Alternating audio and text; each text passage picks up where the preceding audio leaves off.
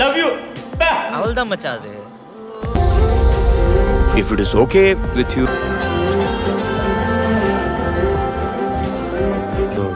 சுச்சியும் பார்க்குற மாதிரி இருக்குடா.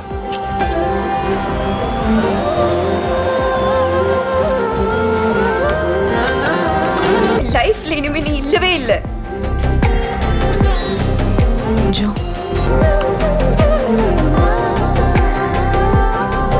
நமக்கு பிடிச்சவங்களுக்காக ஏதாவது பண்ணும்போது நடக்காம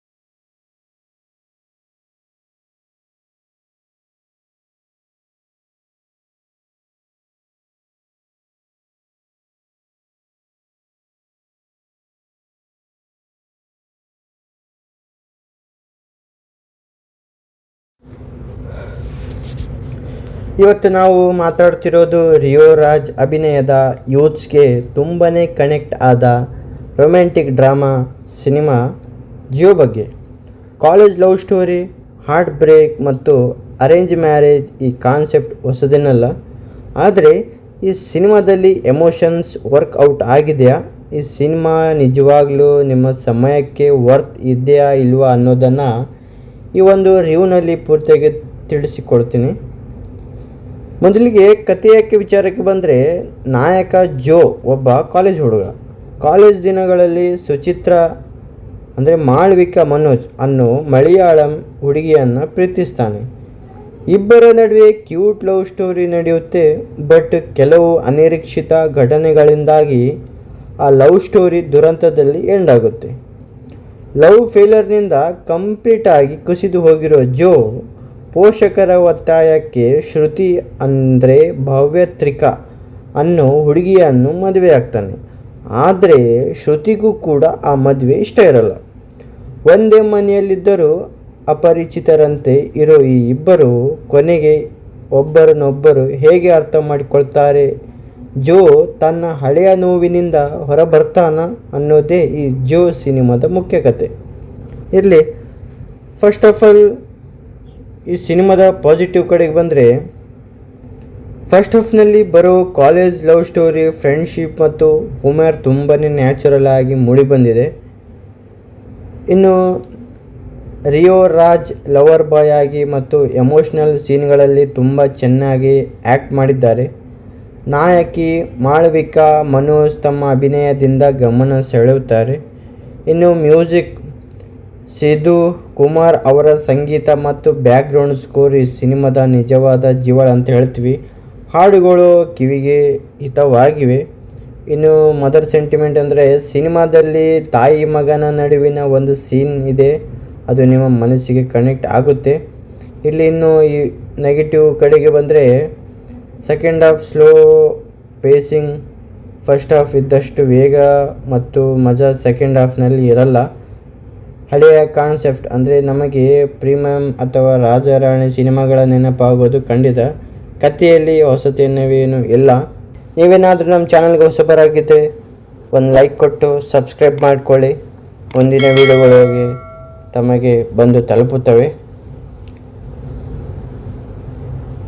ಕತೆ ಶುರುವಾಗೋದು ಕೊಯಮತ್ತೂರಿನ ಒಂದು ಪ್ರಸಿದ್ಧ ಇಂಜಿನಿಯರಿಂಗ್ ಕಾಲೇಜಿನಲ್ಲಿ.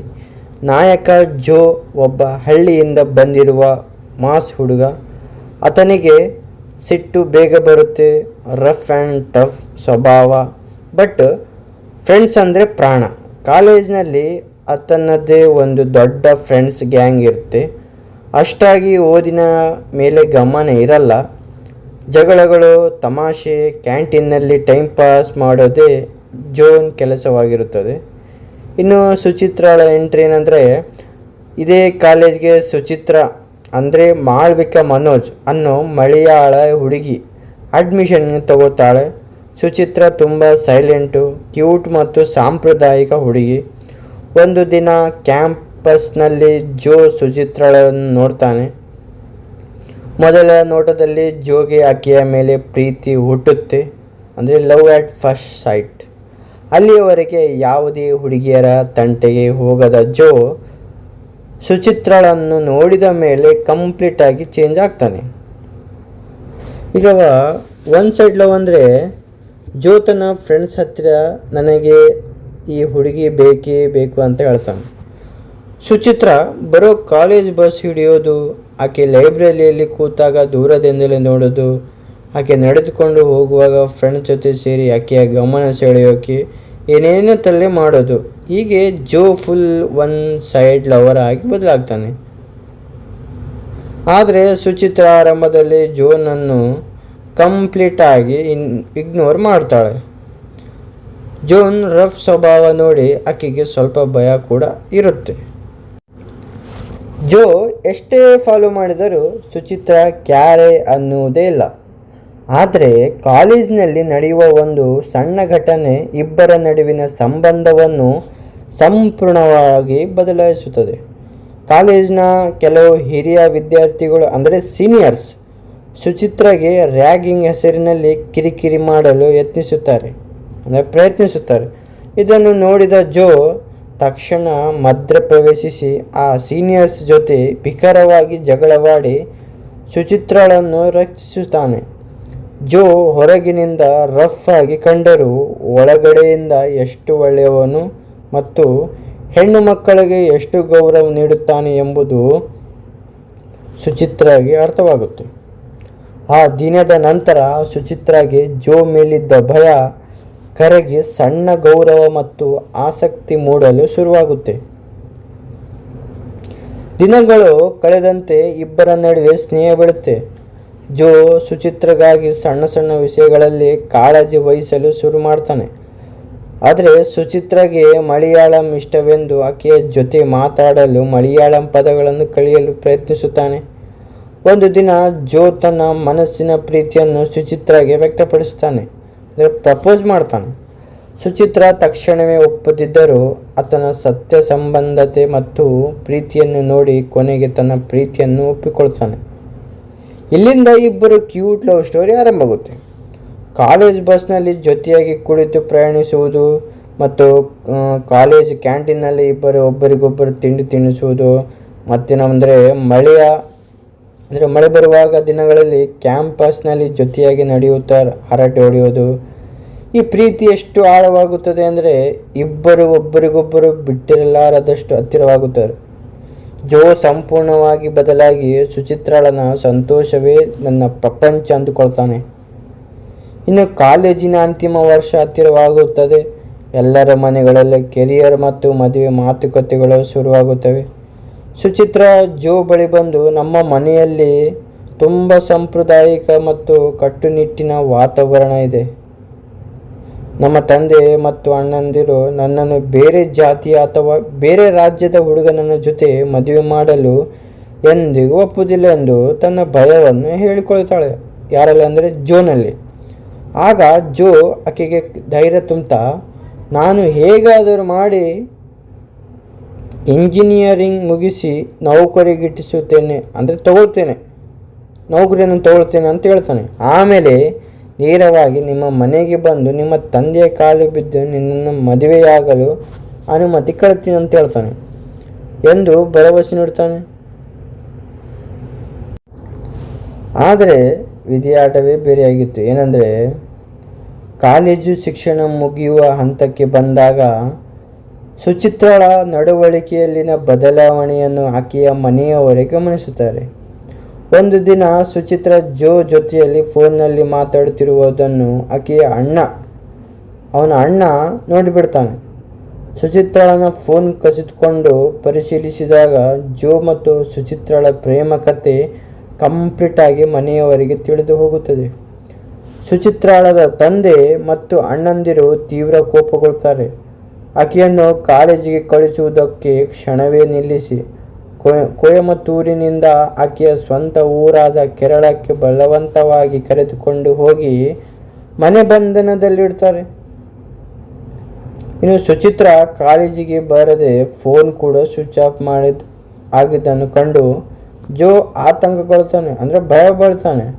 ಆಕೆಗೆ ಏನೋ ತೊಂದರೆ ಆಗಿದೆ ಎಂದು ಭಾವಿಸಿ ತನ್ನ ಆಪ್ತ ಸ್ನೇಹಿತರ ಜೊತೆ ಸುಚಿತ್ರಾಳ ಊರಿಗೆ ಪ್ರಯಾಣಿಸ್ತಾನೆ. ಸುಚಿತ್ರಾಳನ ಮನೆಗೆ ಹೋಗಿ ಆಕೆಯ ತಂದೆ ಬಳಿ, ನಾನು ಸುಚಿತ್ರಾಳನ್ನು ಜೀವಕ್ಕಿಂತ ಹೆಚ್ಚಾಗಿ ಪ್ರೀತಿಸಿದ್ದೇನೆ, ನನಗೆ ಸ್ವಲ್ಪ ಸಮಯ ಕೊಡಿ, ಒಳ್ಳೆ ಕೆಲಸ ಹುಡುಕಿಕೊಂಡು ಆಕೆಯನ್ನು ಚೆನ್ನಾಗಿ ನೋಡಿಕೊಳ್ತೇನೆ ಎಂದು ಬಿಡ್ಕೊಳ್ತಾನೆ.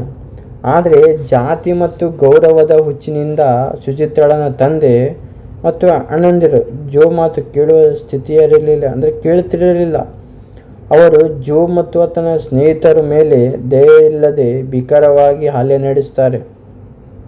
ಹೊಡೆದಾಟ ನಡೆಸ್ತಾರೆ. ಜೋ ರಕ್ತ ನಿಕೃತವಾಗಿ ನೆಲಕ್ಕೆ ಬೀಳ್ತಾನೆ.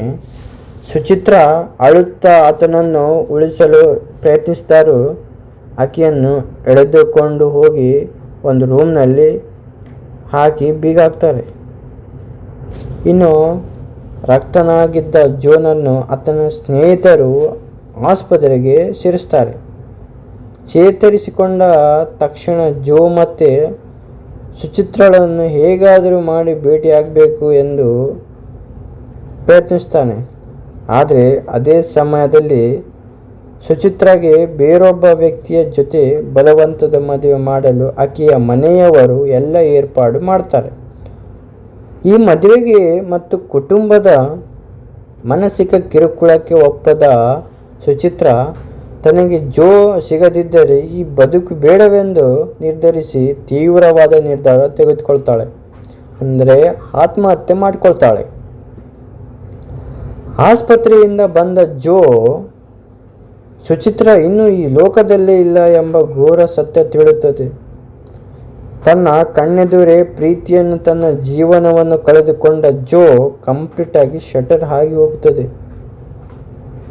ಸುಚಿತ್ರಾಳ ಸಾವಿರ ನಂತರ ಅಂದರೆ ಸತ್ತು ಹೋದ ನಂತರ ಜೋ ಸಾಮಾನ್ಯ ಮನುಷ್ಯನಾಗಿ ಉಳಿಯುವುದಿಲ್ಲ.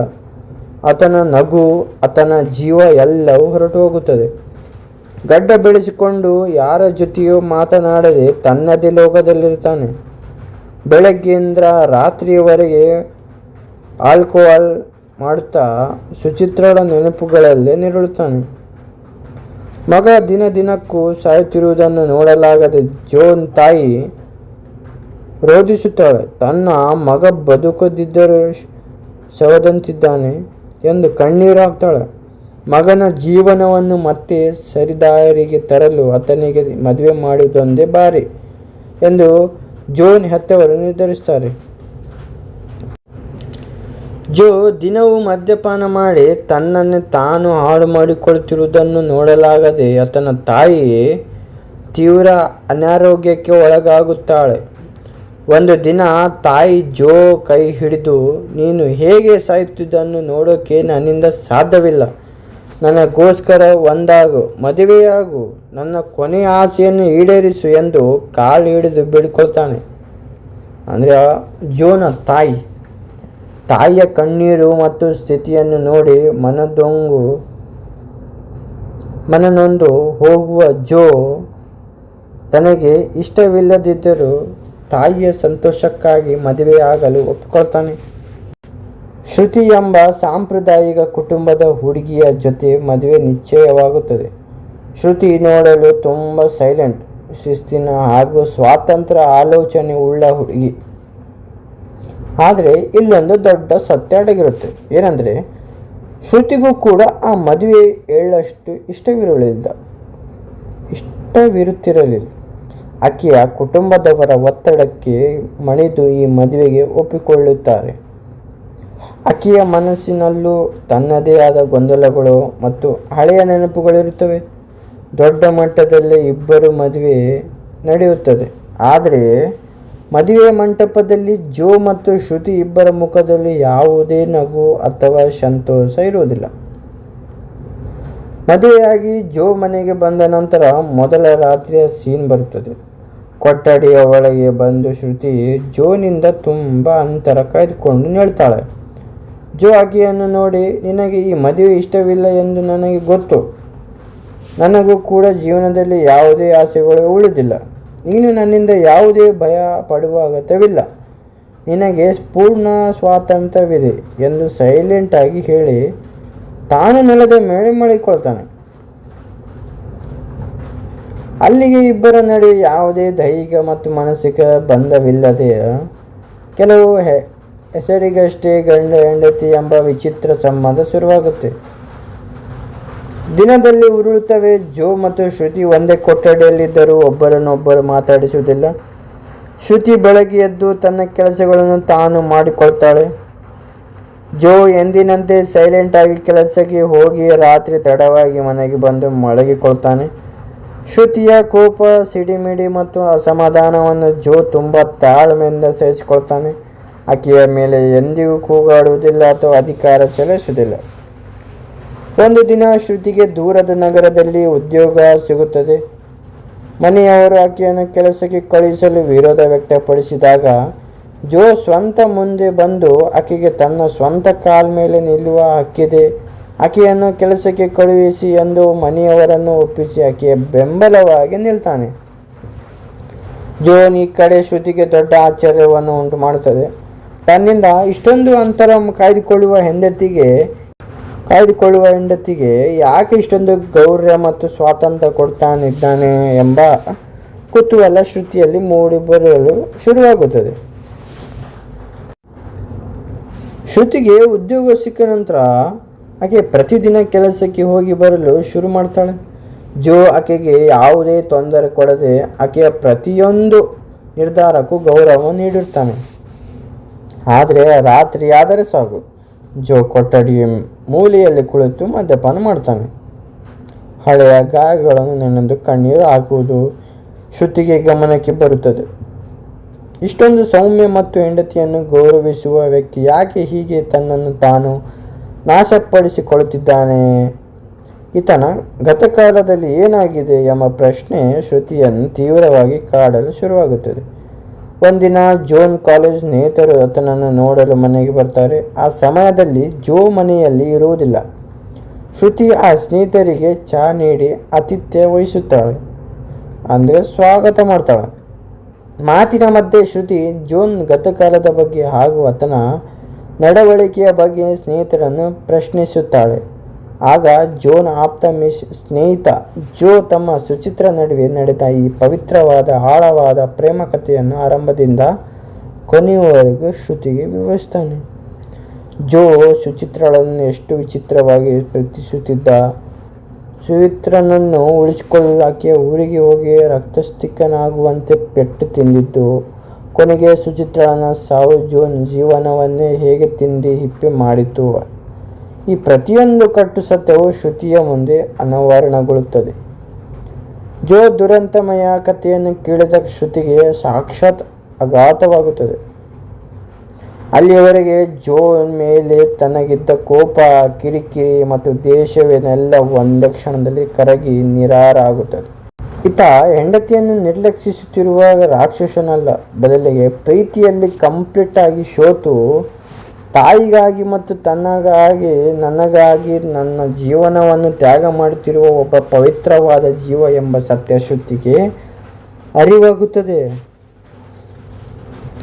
ಜೋ ಹೆಂಡತಿಯಾಗಿ ತನಗೆ ನೀಡಿದ ಗೌರವ, ಸ್ವಾತಂತ್ರ್ಯ ಮತ್ತು ಬೆಂಬಲದ ಹಿಂದೆ ಆತನ ದೊಡ್ಡ ಗುಣವಿತ್ತು ಎಂದು ತಿಳಿಯುವುದಂತೆ ಶ್ರುತಿಯ ಹೃದಯದಲ್ಲಿ ಜೋ ಮೇಲಿದ್ದ ಅಸಮಾಧಾನ ಕರಗಿ ಆಳವಾದ ಅನುಕಂಪ, ಗೌರವ ಮತ್ತು ಪ್ರೀತಿ ಮೂಡಲು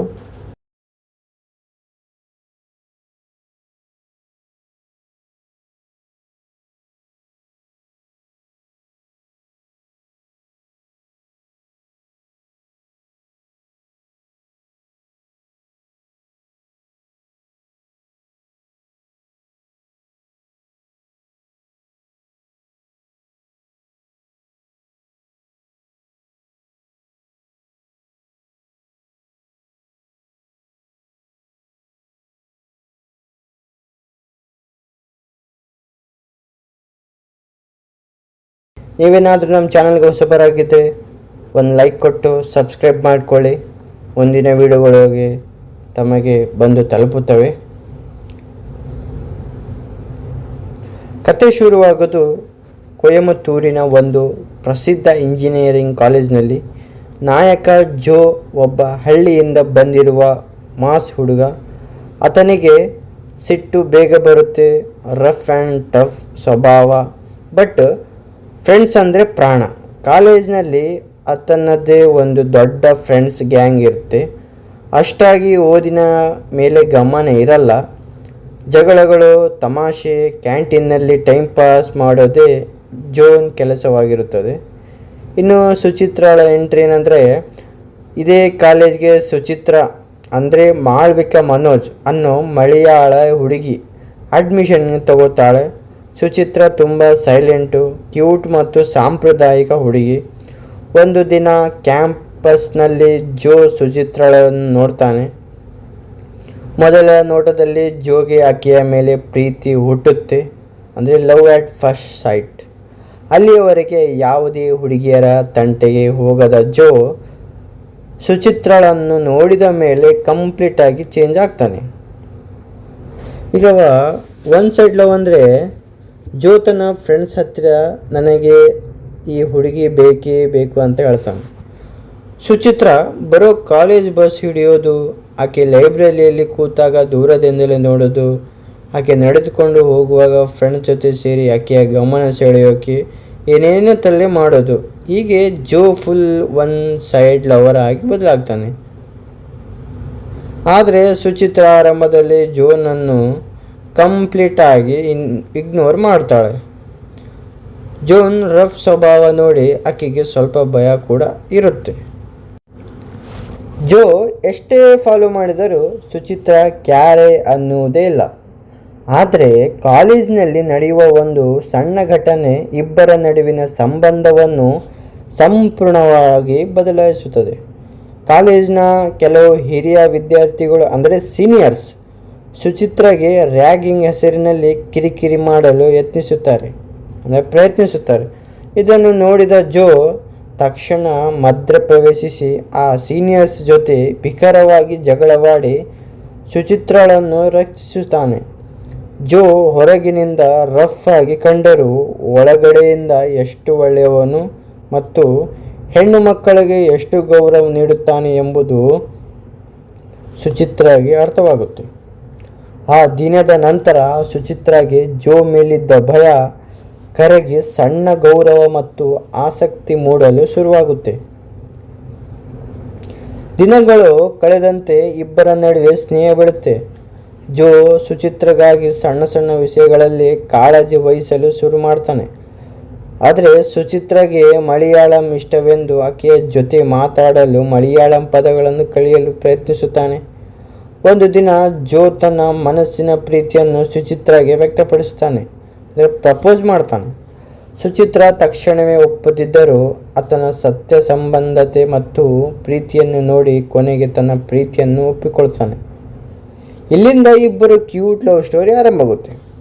ಕಾಲೇಜ್ ಬಸ್ನಲ್ಲಿ ಜೊತೆಯಾಗಿ ಕುಳಿತು ಪ್ರಯಾಣಿಸುವುದು ಮತ್ತು ಕಾಲೇಜ್ ಕ್ಯಾಂಟೀನಲ್ಲಿ ಒಬ್ಬರಿಗೊಬ್ಬರು ತಿಂಡಿ ತಿನ್ನಿಸುವುದು, ಮತ್ತೇನೆಂದರೆ ಮಳೆ ಬರುವಾಗ ದಿನಗಳಲ್ಲಿ ಕ್ಯಾಂಪಸ್ನಲ್ಲಿ ಜೊತೆಯಾಗಿ ನಡೆಯುತ್ತಾ ಹರಟೆ ಹೊಡೆಯೋದು. ಈ ಪ್ರೀತಿ ಎಷ್ಟು ಆಳವಾಗುತ್ತದೆ ಅಂದರೆ ಇಬ್ಬರು ಒಬ್ಬರಿಗೊಬ್ಬರು ಬಿಟ್ಟಿರಲಾರದಷ್ಟು ಹತ್ತಿರವಾಗುತ್ತಾರೆ. ಜೋ ಸಂಪೂರ್ಣವಾಗಿ ಬದಲಾಗಿ ಸುಚಿತ್ರಾಳನ ಸಂತೋಷವೇ ನನ್ನ ಪ್ರಪಂಚ ಅಂದುಕೊಳ್ತಾನೆ. ಇನ್ನು ಕಾಲೇಜಿನ ಅಂತಿಮ ವರ್ಷ ಹತ್ತಿರವಾಗುತ್ತದೆ. ಎಲ್ಲರ ಮನೆಗಳಲ್ಲಿ ಕೆರಿಯರ್ ಮತ್ತು ಮದುವೆ ಮಾತುಕತೆಗಳು ಶುರುವಾಗುತ್ತವೆ. ಸುಚಿತ್ರಾ ಜೋ ಬಳಿ ಬಂದು, ನಮ್ಮ ಮನೆಯಲ್ಲಿ ತುಂಬ ಸಾಂಪ್ರದಾಯಿಕ ಮತ್ತು ಕಟ್ಟುನಿಟ್ಟಿನ ವಾತಾವರಣ ಇದೆ. ನಮ್ಮ ತಂದೆ ಮತ್ತು ಅಣ್ಣಂದಿರು ನನ್ನನ್ನು ಬೇರೆ ಜಾತಿಯ ಅಥವಾ ಬೇರೆ ರಾಜ್ಯದ ಹುಡುಗನ ಜೊತೆ ಮದುವೆ ಮಾಡಲು ಎಂದಿಗೂ ಒಪ್ಪುವುದಿಲ್ಲ ಎಂದು ತನ್ನ ಭಯವನ್ನು ಹೇಳಿಕೊಳ್ತಾಳೆ. ಯಾರಲ್ಲಿ ಅಂದರೆ ಜೋನಲ್ಲಿ. ಆಗ ಜೋ ಆಕೆಗೆ ಧೈರ್ಯ ತುಂಬುತ್ತಾ, ನಾನು ಹೇಗಾದರೂ ಮಾಡಿ ಇಂಜಿನಿಯರಿಂಗ್ ಮುಗಿಸಿ ನೌಕರಿಯನ್ನು ತಗೊಳ್ತೇನೆ ಅಂತ ಹೇಳ್ತಾನೆ.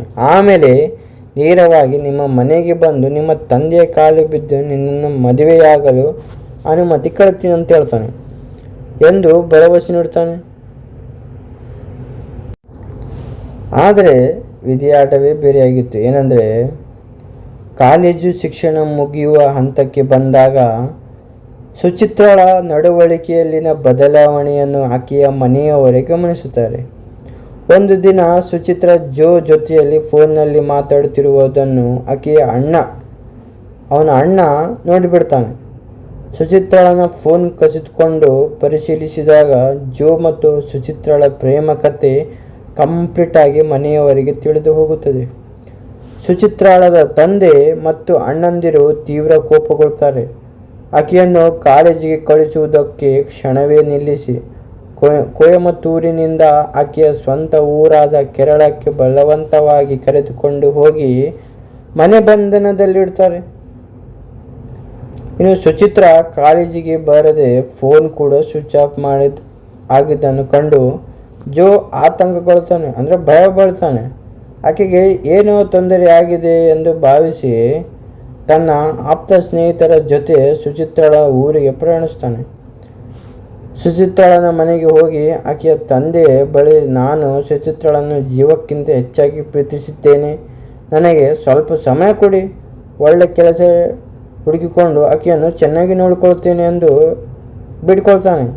ಆದರೆ ಜಾತಿ ಮತ್ತು ಗೌರವದ ಹುಚ್ಚಿನಿಂದ ಸುಚಿತ್ರಳನ ತಂದೆ ಮತ್ತು ಅಣ್ಣಂದಿರು ಜೋ ಮಾತು ಕೇಳುವ ಕೇಳುತ್ತಿರಲಿಲ್ಲ. ಅವರು ಜೋ ಮತ್ತು ಆತನ ಸ್ನೇಹಿತರ ಮೇಲೆ ದಯೆ ಇಲ್ಲದೆ ಭೀಕರವಾಗಿ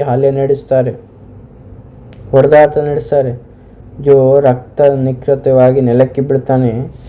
ಸುಚಿತ್ರ ಅಳುತ್ತಾ ಆತನನ್ನು ಉಳಿಸಲು ಪ್ರಯತ್ನಿಸಿದರು. ಆಕೆಯನ್ನು ಎಳೆದುಕೊಂಡು ಹೋಗಿ ಒಂದು ರೂಮ್ನಲ್ಲಿ ಹಾಕಿ ಬೀಗ ಹಾಕ್ತಾರೆ. ಇನ್ನು ರಕ್ತನಾಗಿದ್ದ ಜೋನನ್ನು ಆತನ ಸ್ನೇಹಿತರು ಆಸ್ಪತ್ರೆಗೆ ಸೇರಿಸ್ತಾರೆ. ಚೇತರಿಸಿಕೊಂಡ ತಕ್ಷಣ ಜೋ ಮತ್ತೆ ಸುಚಿತ್ರಳನ್ನು ಹೇಗಾದರೂ ಮಾಡಿ ಭೇಟಿಯಾಗಬೇಕು ಎಂದು ಪ್ರಯತ್ನಿಸ್ತಾನೆ.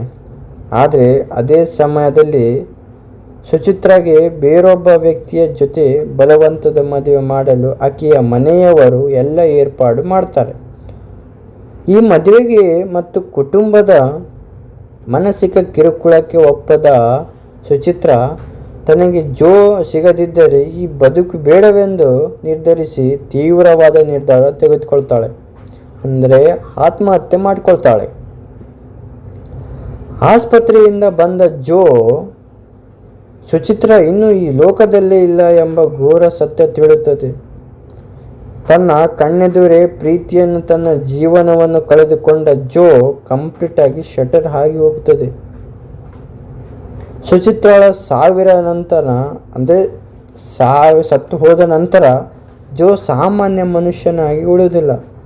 ಆತನ ನಗು, ಆತನ ಜೀವ ಎಲ್ಲವೂ ಹೊರಟು ಹೋಗುತ್ತದೆ. ಗಡ್ಡ ಬೆಳೆಸಿಕೊಂಡು ಯಾರ ಜೊತೆಯೂ ಮಾತನಾಡದೆ ತನ್ನದೇ ಲೋಕದಲ್ಲಿರ್ತಾನೆ. ಬೆಳಗ್ಗೆಯಿಂದ ರಾತ್ರಿಯವರೆಗೆ ಆಲ್ಕೋಹಾಲ್ ಮಾಡುತ್ತಾ ಸುಚಿತ್ರಳ ನೆನಪುಗಳಲ್ಲೇ ನಿರುಳುತ್ತಾನೆ. ಮಗ ದಿನಕ್ಕೂ ಸಾಯುತ್ತಿರುವುದನ್ನು ನೋಡಲಾಗದೆ ಜೋನ್ ತಾಯಿ ರೋಧಿಸುತ್ತಾಳೆ. ತನ್ನ ಮಗ ಬದುಕದಿದ್ದರೂ ಶವದಂತಿದ್ದಾನೆ ಎಂದು ಕಣ್ಣೀರು ಹಾಕ್ತಾಳೆ. ಮಗನ ಜೀವನವನ್ನು ಮತ್ತೆ ಸರಿದಾರಿಗೆ ತರಲು ಆತನಿಗೆ ಮದುವೆ ಮಾಡುವುದೊಂದೇ ಬಾರಿ ಎಂದು ಜೋನ್ ಹೆತ್ತವರು ನಿರ್ಧರಿಸುತ್ತಾರೆ.